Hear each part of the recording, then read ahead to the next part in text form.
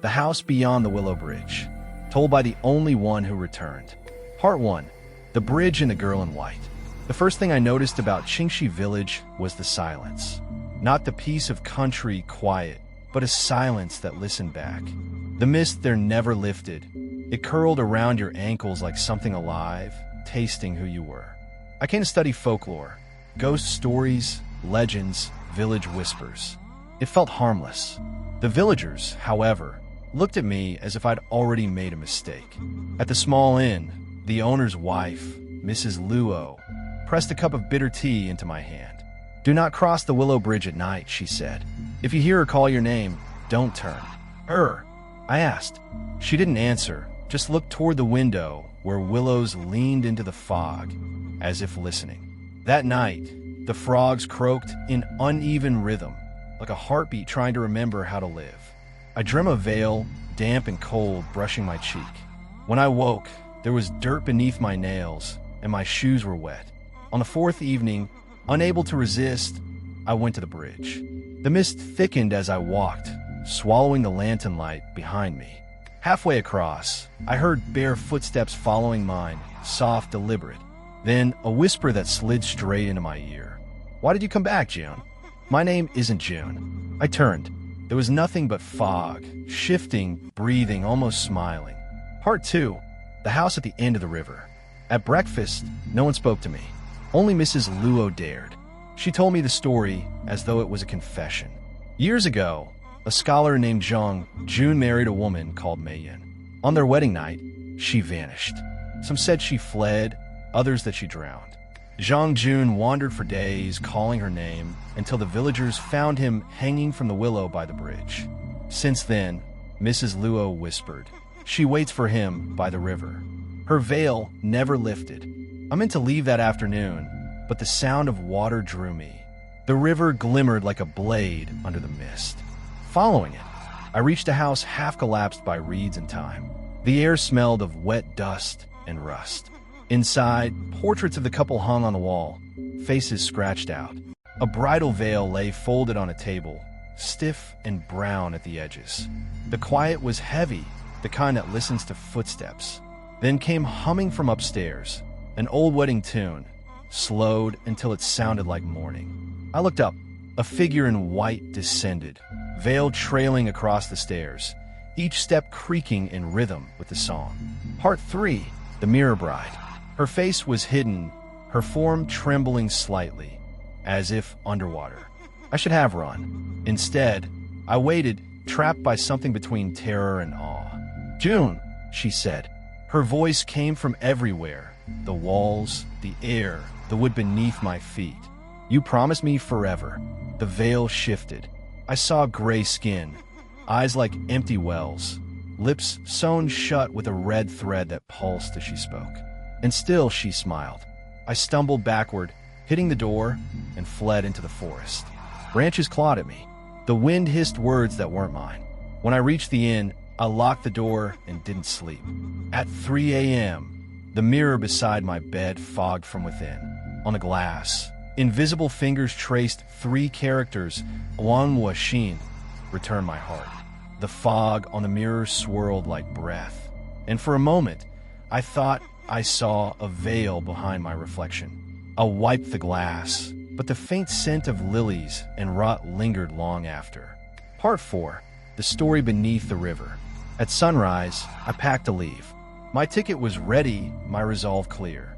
But when I stepped outside, the road had vanished, eaten by fog.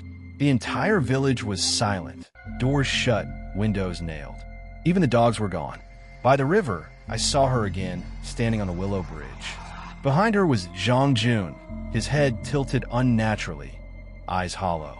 They stood hand in hand, but the air passed through them like wine through smoke.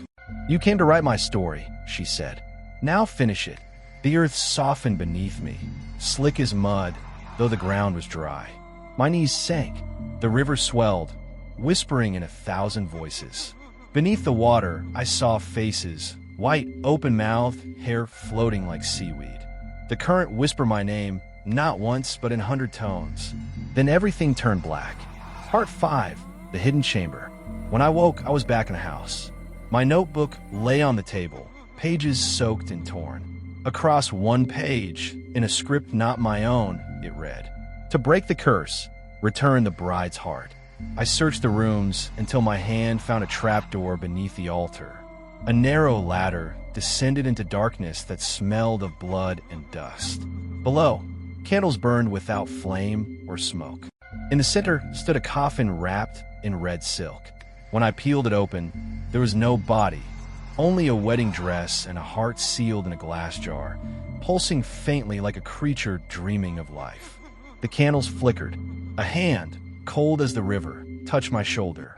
I turned. She was beside me. Her veil stirred, though there was no wind. Her stitched lips didn't open, yet I heard her. "June, help me finish." She held a needle and red thread, motioning toward my mouth. The gesture was tender, almost loving, as if she meant to make me whole. My voice cracked. "Your heart. It's here." I pointed to the jar. The heart quivered. For a moment, she tilted her head, veil brushing my wrist, a touch colder than fear. Then, gently, she placed the needle into my palm and vanished, leaving behind the smell of lilies and iron. The jar pulsed once like an answer. Part 6, the last entry. I don't remember walking back, only the echo of footsteps, mine or hers. The bridge emerged through the fog like a ribcage from the earth. She waited there, veil swaying in rhythm with my heartbeat. Zhang Jun's shadow lingered behind her, watching. "Return my heart," she whispered.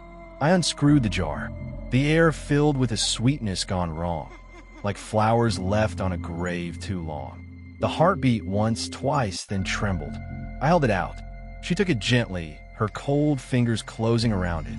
The thread along her lips loosened, and she smiled. Not cruelly, just tired. Then both figures dissolved into mist.